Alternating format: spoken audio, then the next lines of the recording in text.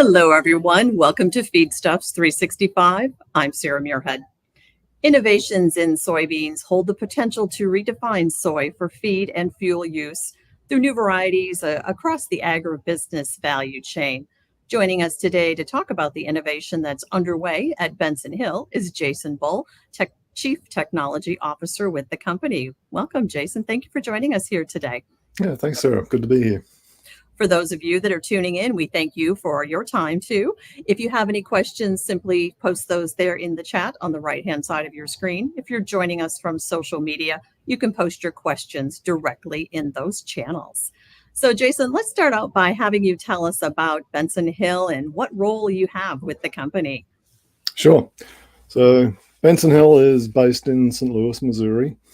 We're about 150 people. And we're focused on feed, food, and fuel, and really very focused on soybean to address emerging areas and problems in that area. We're kind of in a white space, if you like. You know, the industry, the seed industry has really been driving up yield, and proteins have been going down. And when you look at what end consumers really want, you know, people who are feeding poultry, they want more protein, and that's not what's being delivered. So we kind of see ourselves in this white space of, you know, soybeans not really designed for the outcome that it's being used for, and we see a tremendous opportunity to really address that problem. And we are here today. Actually, we're on campus in Ames at Iowa State University, talking about soybeans and some of the new nutrient content. You know, there's a lot of research that goes into that, so kind of plays into this whole discussion that we're having with you. When you talk about those seed advancements and developments, what in particular are you most excited about? Yeah, I'm like super excited about recommoditization, and I'll unpack that word a little bit. You know, when you think about soybean today and soybean genetics, it's highly commoditized. Varieties are largely interchangeable and not really customized for the end outcome. This recommoditization I'm excited about is bringing to bear a better bean, a bean that's specifically designed for the outcome, end outcome. You know, let's get back to this white space I was talking about. So starting with the end use in mind, and then designing the ultimate bean to really fit that. And, you know, here at Benson Hill, we sit on 20 years of genetic advancement with this in mind, where we've been deploying capability in germplasm to really address this. And we've turbocharged it with a lot of technology, and that's allowed us to have trials with end users like Purdue, exactly exploring this recommoditization thesis, and we've been able to demonstrate a lot of value, and we're now expanding into other animal markets. So when you talk about these advancements, how do you see them improving animal nutrition and actually feed manufacturing practices in the future? Yeah, sure.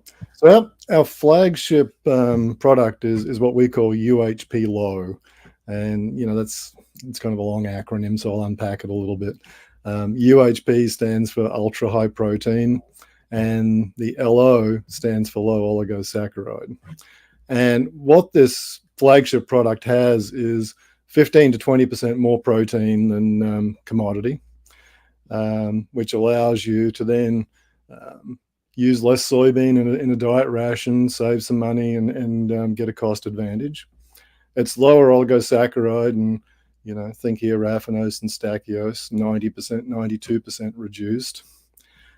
These are complex carbohydrates; they're hard to digest, and so they're not creating value in a feed diet. So we remove them. In that removal, there's more energy that's unlocked in terms of simple carbohydrates like sucrose. We get 8% increase in energy in the meal that we're creating. So these advantages in terms of more protein, easier to digest, higher energy density, directly translate into value for the end users. We're in a non-GMO platform. We're bringing herbicide tolerance into this package. which then allows us to get to really broad acre. So how do your advancements in the soybean varieties specifically, how do they enhance the nutritional value and performance of say, animal feed? Can you highlight some of those benefits of these new traits and what they bring to livestock producers? Yeah, sure. So we're directly trying to help a livestock producer in terms of exactly these sorts of outcomes I was talking about in terms of protein density in a soybean background, more easy to digest, higher energy density in a high yielding background, so that it flows through the value chain and can immediately be used in a feed application. So you've mentioned the Crop OS technology platform and the Crop Accelerator facility and how they've been pivotal in developing new soybean traits. Explain to us how these technologies have accelerated the creation of soybeans for animal feed applications. Right. We're a seed innovation technology company, and really sitting at the heart of that is these three core technologies. Crop OS is a machine learning capability. It's something we've built in-house. And think of it like a GPS, really, for developing seed products. So, in a GPS, you're inputting the address that you want to get to.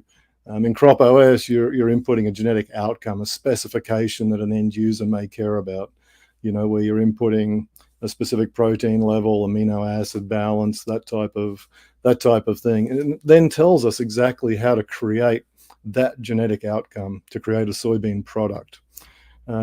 We've had a lot of success doing this. It's a highly successful prediction algorithm in the region of 85%. And so far, we've put 24,000 candidate varieties through this design process. And what it allows us to do is just move really fast because we have this predictive capability and the prescription that really optimizes how to do it. The second leg in our technology is our proprietary germplasm. And this is germplasm we acquired in 2019 from Schillinger Genetics. Schillinger Genetics had been breeding for these same sorts of outcomes. We just turbocharged it with this technology package. Since we've acquired that germplasm, we've expanded the relative maturity range that our soybeans are adapted to. Originally, it was more like an Iowa type maturity. Now, 2/3 to 3/4 of the US can take advantage of these genetics. We've also increased yield and we've increased protein content pretty dramatically since acquiring the germplasm, which is testament to the technology that we've applied to it. The third area is Crop Accelerator. We built this facility. We actually built it during COVID, and amazingly, it was built during COVID. It was brought in ahead of time and under budget. It's a 47,000 square foot facility. It allows us to precisely manipulate the environment to really create the exact environment to produce soybeans very quickly. We turn out 4.3 generations per year. So if you think about planting a soybean, having it flower, harvesting those seeds and replanting it, we do that 4.3 times a year. In a regular breeding program, you might do that twice a year. If you have really sophisticated greenhouses, you might do it 3 times a year. We're significantly ahead of that. We run this thing absolutely flat out. It's our core capability. We've turned over 200 nursery cycles in this thing. What it gives us is speed to market. And our focus on soybean, our focus on outcome traits, coupled with this technology package, we really believe sets us apart in the industry.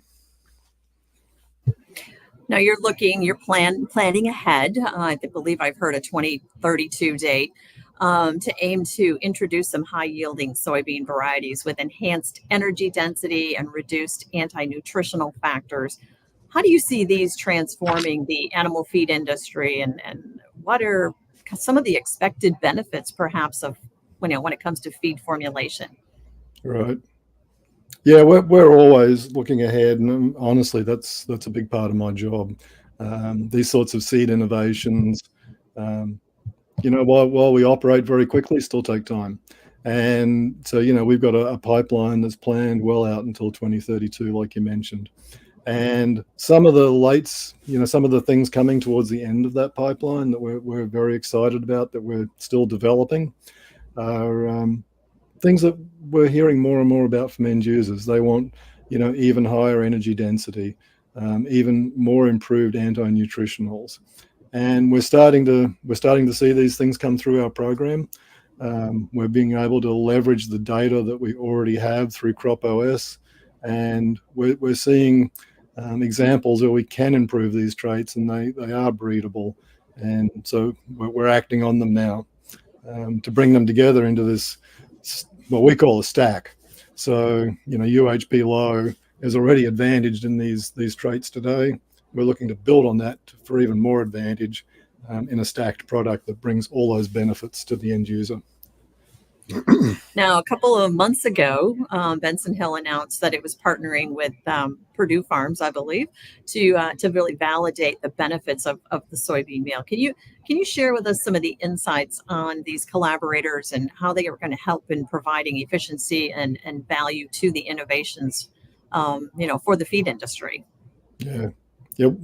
I mean, we absolutely love working with the end users, and really what we've found is, there's been a lot of innovation in the industry. The head nutritionists at some of the largest feed companies in the US have a lot of innovative ideas.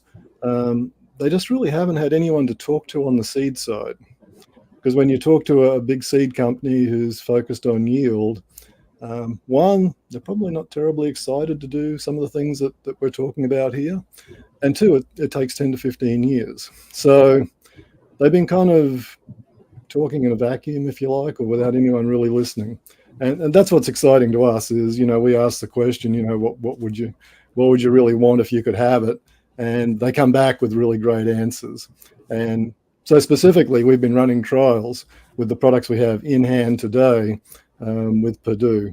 It was a 42-day broiler trial, just under 2,500 broilers using our UHP low product.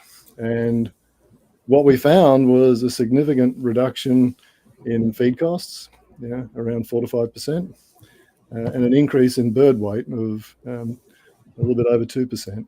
So significant outcomes that really matter. And we're excited, they're excited.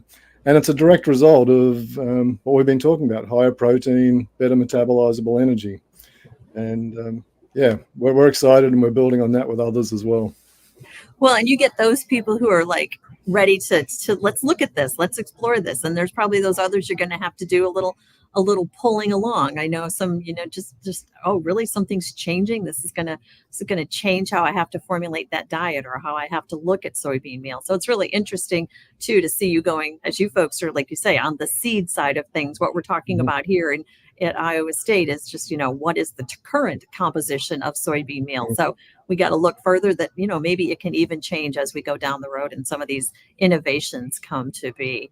Mhm. So how exactly are you then balancing the research investment at Benson Hill with the future needs of the emerging markets, like say biofuels and some of those things like we just talked about that are kind of unknown at this point? How do you evaluate those, and how do you take a look at, hey, we need to explore this, or hey, there's opportunity here? Yeah, it's a great question. Look, we're super excited about the feed sector, and that's our primary focus. UHP low, we believe, is a great fit. But like you mentioned, Sarah, we're also excited about biofuels, and a couple of years ago, we really started into this area. And kind of the fun part of this, at least for me, is we looked at our database, and our database is really driven by a lot of outcome traits. And lo and behold, we've got oil in there. We've probably got the most advantaged seed, protein, and oil database in the world. So we started asking the question, what would happen if we started developing a product specifically for biofuels? And we put that into Crop OS, obviously. And it started spitting out, yeah, you can do this. And we started to get more excited. So we're moving on it. And, the nice part is it flows through our technology stack almost perfectly. We don't have to really change terribly much. We're just slightly different target. So we're kind of in the early days for fuel, but we're really optimistic and excited about what we can bring to bear there. So if you're changing things on the fuel side, might that impact some of the byproducts or co-products, as we call them, coming out on the other end that might be going to the animal feed sector? You have to kind of look at that whole big picture, right? You do, and it actually cuts both ways. I mean, you're exactly hitting on it. So our UHP-LO, while it's ideally designed for the meal side of things, also has an oil that comes off during the crush. Kind of the reciprocal happens then with the biofuel product, where you're designing it for oil and you have a meal that comes off. So yeah, we are looking to optimize both of those things. We actually have a product called Coval. Co-value, if you like, where we've got the first instance of that, and that's in the market, where we've got an advantaged oil, high oleic, low linolenic oil, coupled with a low oligosaccharide, higher protein meal. We're looking to build on that sort of dual approach as these things continue to evolve. Final thoughts you want to leave our audience with today, some of those kind of key takeaways, if you would. Yeah, sure. Look, we're excited about this area, and we believe we're a pretty unique company. We've got some really tremendous capability in terms of our ability to innovate in the seed business that hasn't really seen a lot of innovation for end users. I mean, it's been very much a commodity focus, and has created this ever broadening gap between yield and protein. And we're filling that. And we've got products today, and we're designing products coming out. So, yeah, I mean, let's talk. Very good. Jason Bull, Chief Technology Officer with Benson Hill. Thank you so much for joining us here today and for sharing an update with us on what's going on at Benson Hill, as well as in the area of seed innovation. We appreciate your time. Thank you, Sarah. Likewise, we appreciate all of you tuning in. If you would like to see more Feedstuffs 365 interviews, you can get those on feedstuffs.com. Until next time, for Feedstuffs, I'm Sarah Muirhead.